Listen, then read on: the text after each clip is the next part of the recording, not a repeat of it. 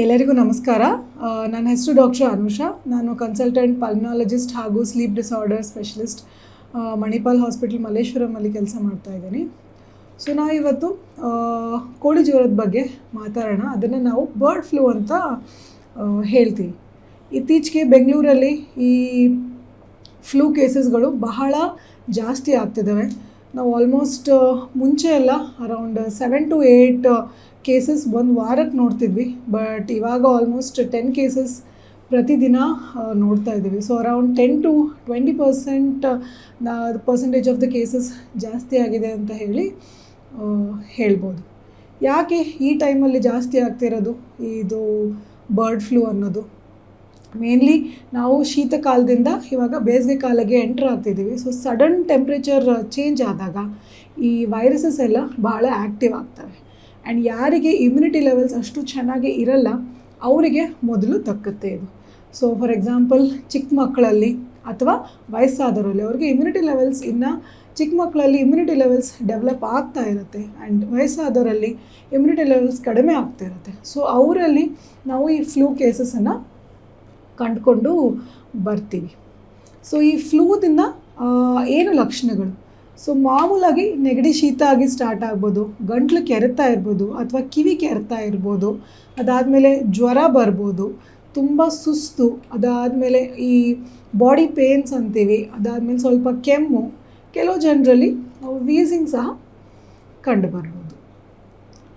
So ಇದನ್ನು ನಾವು ತಡೆಗಟ್ಟೋಕ್ಕೆ ಏನು ಮಾಡಬೇಕು? ಮುಖ್ಯವಾಗಿ ನಾವು ಕೋವಿಡಲ್ಲಿ ಹೇಗೆ ಈ ಮಾಸ್ಕನ್ನೆಲ್ಲ ಪಾಲಿಸ್ತಿದ್ವಿ ಅದೇ ಥರ ಕ್ರೌಡೆಡ್ ಪ್ಲೇಸಸ್, ತುಂಬ ಜನರು ಇರೋ ಕಡೆ ಹೋದಾಗ ಮಾಸ್ಕನ್ನು ಹಾಕ್ಕೋಬೇಕು. ಹಾಗೆ ಚೆನ್ನಾಗಿ ಹ್ಯಾಂಡ್ ವಾಶನ್ನೆಲ್ಲ ಮಾಡಬೇಕು. ಥರ್ಡ್ ಥಿಂಗು, ಪೌಷ್ಟಿಕವಾದ ಆಹಾರ ತಿನ್ನಬೇಕು. ಎಸ್ಪೆಷಲಿ ಈ ಆ್ಯಂಟಿ ಆಕ್ಸಿಡೆಂಟ್ ರಿಚ್ ಫುಡ್ ಮತ್ತು ಪ್ರೋಟೀನ್ ರಿಚ್ ಫುಡ್, ಇದನ್ನು ಸೇವಿಸೋದ್ರಿಂದ ನಮ್ಮದು ಇಮ್ಯುನಿಟಿ ಲೆವೆಲ್ಸ್ ಇಂಪ್ರೂವ್ ಆಗುತ್ತೆ. ಥರ್ಡ್ ಥಿಂಗ್, ಬಿಸಿಲು. ನಮ್ಮದು ಇಂಡಿಯನ್ ಪಾಪ್ಯುಲೇಷನಲ್ಲಿ ವಿಟಮಿನ್ ಡಿ ಲೆವೆಲ್ಸ್ ಬಹಳ ಕಡಿಮೆ ಇದೆ ಎಲ್ಲರಲ್ಲೂ. ಸೊ ಒಂದು ಸ್ಟಡಿ ಹೇಳಿದ್ದೆ, ವಿಟಮಿನ್ ಡಿ ಲೆವೆಲ್ಸ್ ಕಡಿಮೆ ಇರೋದ್ರಿಂದ ಇಮ್ಯುನಿಟಿ ಲೆವೆಲ್ಸು ಕಡಿಮೆ ಇದೆ ಅಂತ ಕಂಡ್ಕೊಂಡು ಬಂದಿದೆ. ಸೊ ಹಾಗಾಗಿ ಬೆಳಿಗ್ಗೆ ಎದ್ದುಬಿಟ್ಟು ಒಂದು 15-20 ನಿಮಿಷ ಬಿಸಿಲಲ್ಲಿದ್ದರೆ ನಮ್ಮದು ವಿಟಮಿನ್ ಡಿ ಲೆವೆಲ್ಸ್ ಇಂಪ್ರೂವ್ ಆಗಿ ನಮ್ಮದು ಇಮ್ಯುನಿಟಿ ಲೆವೆಲ್ಸು ಸಹ ಇಂಪ್ರೂವ್ ಆಗುತ್ತೆ. ಅದಾದಮೇಲೆ ನಾವು ಚೆನ್ನಾಗಿ ಎಕ್ಸಸೈಸ್ ಮತ್ತು ಈ ಆ್ಯಕ್ಟಿವ್ ಲೈಫ್ ಸ್ಟೈಲನ್ನು ಪಾಲಿಸಬೇಕು. ಮತ್ತೇನಾದ್ರು ಮೆಡಿಸಿನ್ಸು, ಇನ್ಹೇಲರ್ಸ್ ಏನಾದ್ರು ತೊಗೊಳ್ತಾ ಇದ್ದರೆ ಅದನ್ನು ಕಂಟಿನ್ಯೂ ಮಾಡಬೇಕು, ಅದನ್ನು ಬಿಡಬಾರ್ದು. And finally most important, flu vaccinations ಅಂತ ಅವೈಲೇಬಲ್ ಇರುತ್ತೆ. ಅದು ರೌಂಡ್ ದ ಕ್ಲಾಕ್ ಎಲ್ಲ ಹಾಸ್ಪಿಟ್ಲಲ್ಲೂ ಸಹ ಸಿಗ್ತದೆ. ಸೊ ಅದನ್ನು ವರ್ಷ ಫ್ಲೂ ವ್ಯಾಕ್ಸಿನೇಷನ್ಸನ್ನು ಹಾಕ್ಕೊಂಡ್ರೆ ಇದರಿಂದ ನಾವು ಕಾಪಾಡ್ಕೋಬೋದು. ಹಕ್ಕಿ ಜ್ವರದಿಂದ ಇನ್ಫೆಕ್ಟ್ ಆಗಿರುವ ಕೋಳಿಗಳನ್ನು ನಾವು ತಿಂದರೆ ನಮಗೆ ಹಕ್ಕಿ ಜ್ವರ ಬರುತ್ತಾ? ಖಂಡಿತ ಇಲ್ಲ.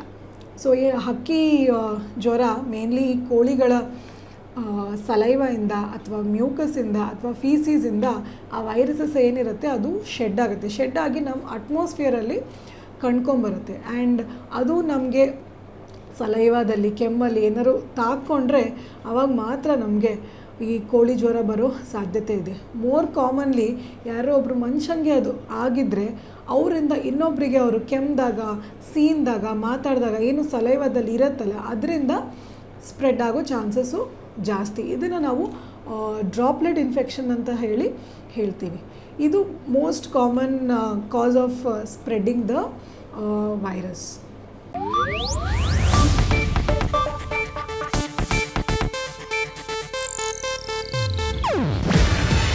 ಇದು ಏಷ್ಯಾನೆಟ್ ನ್ಯೂಸ್ ನೆಟ್ವರ್ಕ್ ಪ್ರಸ್ತುತಿ. ನೀವು ನೋಡ್ತಿದ್ದೀರಾ ಏಷ್ಯಾನೆಟ್ ಸುವರ್ಣ ನ್ಯೂಸ್.